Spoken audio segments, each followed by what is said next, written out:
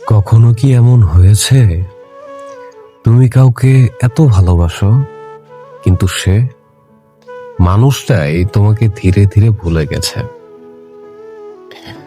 আজকের গল্পটা এমন একটা মেয়ের যে ভালোবাসতে জানতো কিন্তু তার ভালোবাসার মানুষটা তার মূল্য কখনোই দিতে পারেনি। মেয়েটার নাম ছিল নীলা। খুব সাধারণ একটি মেয়ে, কিন্তু তার ভালোবাসাটা ছিল অসাধারণ। সে প্রতিদিন ছেলেটাকে মেসেজ দিত, ছেলেটা মাঝে মাঝে উত্তর দিত, আবার অনেক সময় সিন করে রিপ্লাই দিত না। তবুও নীলা ভাবতো হয়তো সে ব্যস্ত। দিন যেতে লাগলো, ছেলেটার ইগনোর করা বাড়তেই লাগলো। আগে যখন তারা রাত জেগে কথা বলতো, এখন সেখানে নীরবতা।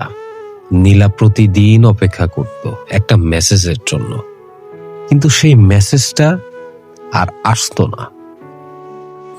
একদিন রাতে নীলা অনেক কাঁদল।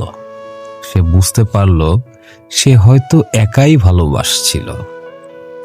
তবু সে শেষবারের মতো একটা মেসেজ লিখেছিল, তুমি ভালো থেকো, আমি আর তোমাকে বিরক্ত করব না। পরের দিন সকালে ছেলেটা ফোনটা হাতে নিল। নীলার মেসেজটা তখনও আনরিড ছিল। সে মেসেজটা পড়ল, কিন্তু তখন নীলা আর অনলাইনে আসেনি। কখনো কখনো কিছু মানুষ আমাদের জীবনে আসে শুধু শেখানোর জন্য। ভালোবাসা পাওয়া যতটা সুন্দর, তাকে হারানো ততটাই কষ্টের।